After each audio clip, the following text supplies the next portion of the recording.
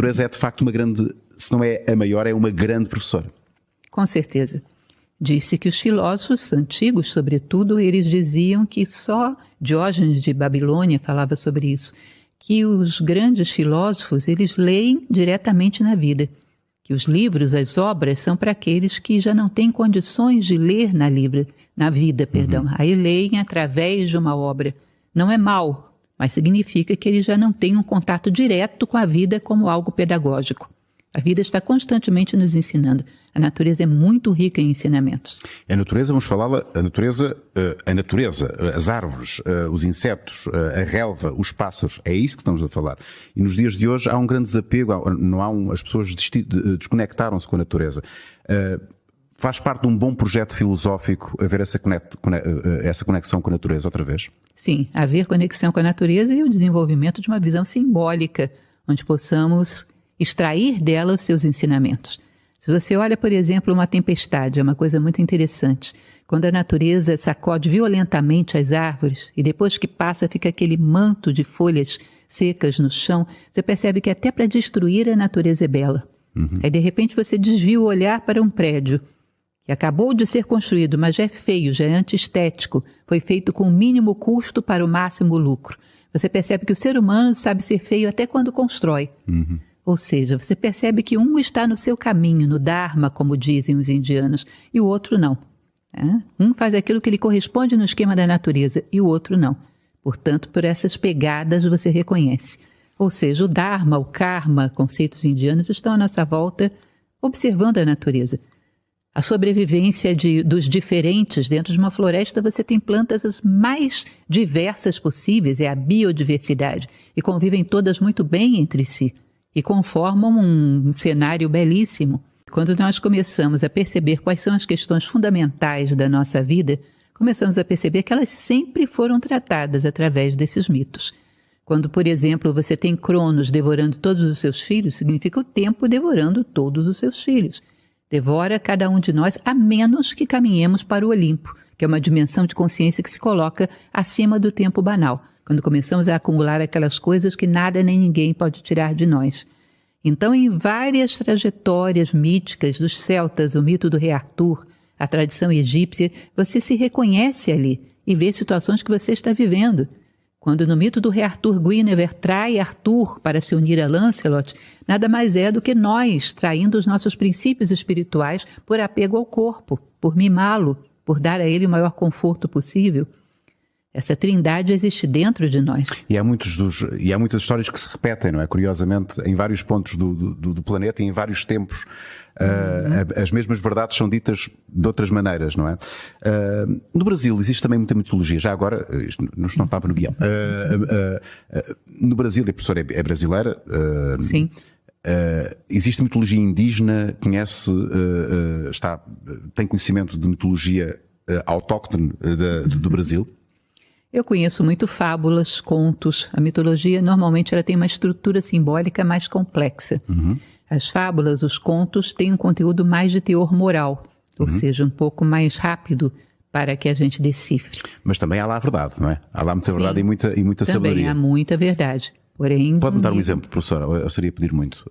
Um exemplo que lhe apeteça agora dar. Ou da mitologia, ou do imaginário indígena brasileiro, ou outro qualquer. A raposa e as uvas. Por que ela desdenha das uvas? Porque não pode tomá-las, porque não pode tê-las para si. Contos desse tipo, fábulas desse tipo, têm um conteúdo moral muito claro. Ali, ela desdenha das uvas porque estão altas demais para ela. Porque se estivessem à sua altura, ela pegaria para si. Não sei se o Brasil tem quem desdenha quer comprar. Nós temos esse ditado. Não só faz sentido o ateu retirar ensinamentos da Bíblia, como também faz sentido o cristão retirar ensinamentos dos Vedas indianos. Ou seja, aquele que busca sabedoria vai encontrá-la do outro lado do tempo, do outro lado do mundo, onde ela estiver. Não há por que ter um preconceito de achar que ou eu encontro aqui ou não está em nenhum outro lugar, porque isso já seria um pensamento dogmático. E temos de ter muito cuidado com essa palavra dogma, porque na filosofia não há dogmas. Nós devemos questionar sempre aquilo que extraímos da filosofia. Exato. Todos os conceitos podem ser melhorados, aperfeiçoados, revistos a qualquer momento. Não só podem, como devem. À medida que caminhamos, temos acesso a uma visão mais completa e mais fundamentada das coisas.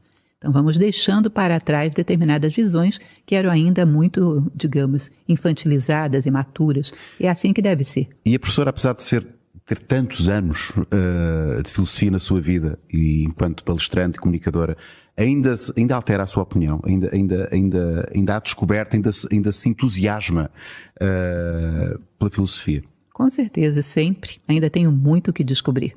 Ainda tenho um longo caminho pela frente. Muitas vezes me surpreendo com um conhecimento que estava num livro que eu já li 10 vezes. Quando leio pela 11ª vez, eu percebo algo que eu nunca tinha percebido. Provavelmente foi aberto alguma coisa dentro que me permitiu ver fora. Um nível de consciência foi conquistado que me permitiu ver fora. E agora estou-me a lembrar de outra frase sua. Eu ouço muito a professora. Muitas vezes o livro começa-se a ler depois de o fechar, não é? Exato. A professora disse isso já várias vezes. O livro começa-se a ler quando o fechamos. Exatamente aí. Que começa o diálogo com as ideias, que você começa a contestá-las, perceber se elas são reais ou não para você, em que são fundamentadas, se elas fazem sentido. Isso é fundamental. Aí começa a construção da nossa compreensão do livro. Comparar com aquilo que somos, com aquilo que acreditamos e ver se isso supera aquilo que conhecemos, ou se isso está aquém, ou se isso pode ser modificado até se enquadrar dentro daquilo que penso. Ou seja, vou tratando das ideias para poder entendê-las com maior profundidade. A filosofia nos ajuda a crescer como seres humanos, ou seja, caminhar na direção dos valores humanos. Um dos maiores problemas que temos nos nossos dias é o egoísmo. E um dos principais valores que necessitamos, consequentemente, é a fraternidade. Portanto, a filosofia está muito mais como alterajuda, ajuda o outro. Pensar um pouco menos em si próprio. Tirar o foco da nossa personalidade de mimá-la. A tônica da vida para a filosofia é crescimento e não conforto ou comodidade. Portanto, isso diferencia bem radicalmente. A filosofia é alterajuda. Isso. Uau! A resistência é a voz do ego tentando nos frear, né? Nos circunscrever à região da sobrevivência cômoda, confortável e nada mais. Então, cada vez que temos um sonho, uma proposta de ir além das nossas limitações, percebemos a resistência. Se nos acomodarmos, podemos não perceber nunca. Só percebemos o ego como prisão se tentamos abrir as portas dessa prisão, se tentamos expandir. Aí vamos perceber que ele está tentando nos deter. Então, quanto mais avançamos no sentido de sair do ego e partir para o self, né, que é uma mente muito mais expandida, uma mente que tem uma visão universalista, nós começamos a perceber o quanto ele nos detém. A professora há pouco falou de fraternidade, que é um tema muito caro também à professora, e o voluntariado é uma expressão da fraternidade, porque também é algo que a professora é voluntária, a própria Escola Nova Acrópole tem essa vocação também muito presente nas suas atividades, voluntariado. Fala-me a importância do voluntariado e como é que nós o podemos concretizar. Voluntariado é uma forma de agirmos por amor, por um legítimo interesse em beneficiar o outro. É algo que é muito importante que a gente perceba, porque no nosso momento histórico as coisas estão tão confusas que muitas vezes confundimos até mesmo o voluntariado. Como se fosse um sentimento de culpa por algo que eu deixei de fazer ou que fiz, que agora eu tenho que amortecer essa dúvida sendo bonzinho. Nós brincamos em Nova Acrópole e costumamos chamar isso de Credit Karma. Ganhar pontos. Ganhar pontos no Credit Karma. Ou seja, isso não é voluntariado. Voluntariado é aquele que nós fazemos o bem pelo bem em si. E nos satisfazemos com isso. Não é para ganharmos pontos nem amenizarmos os nossos erros. Nos satisfazemos naquilo que entregamos, naquilo que somos capazes de agregar valor, como falamos ainda há pouco. Mas na prática, como é que o podemos fazer? Seja específico, professora. Como é que nós podemos, amanhã, se eu quiser ser fraterno, como é que o posso fazer? Cada vez que for tomar uma decisão, pense na decisão que beneficia mais pessoas além de apenas você mesmo. Cada decisão que eu for tomar, aquela decisão que beneficia apenas a minha pele, não essa. Aquela que inclui mais pessoas. Sempre, sempre, sempre. A tônica das minhas decisões é como eu posso atingir e beneficiar o máximo de pessoas com essa decisão. E vou abrindo o foco da minha atenção. E isso vai me tornando cada vez mais um altruísta. Uma pessoa capaz de beneficiar o mundo. Vou fechar com outra provocação. É bem uma provocação, é um desafio. Estamos aqui numa mesa, só tem lugar para 2 pessoas. Se a professora pudesse escolher 2, 3 filósofos que diriam aqui uma ótima conversa, quem é que escolheria? Consigo presente. E já agora comigo também. Só ia estar a ver. Quem é que escolheria e porquê? Com certeza escolheria Platão, porque Platão é um divisor de águas na história da humanidade, né? É impossível não ter em consideração o pensamento dele que tudo que foi feito depois volta a Platão, nem que seja para contestar. Mas todo pensamento posterior se apoia nele. Uma referência, não é? É uma referência, com certeza. Platão aqui. E deste lado? Quem é que nós punhamos deste lado? Poderíamos colocar, quem eu diria, um filósofo um pouco mais recente, talvez um próprio Immanuel Kant, que quando trata da moral fala de uma maneira belíssima.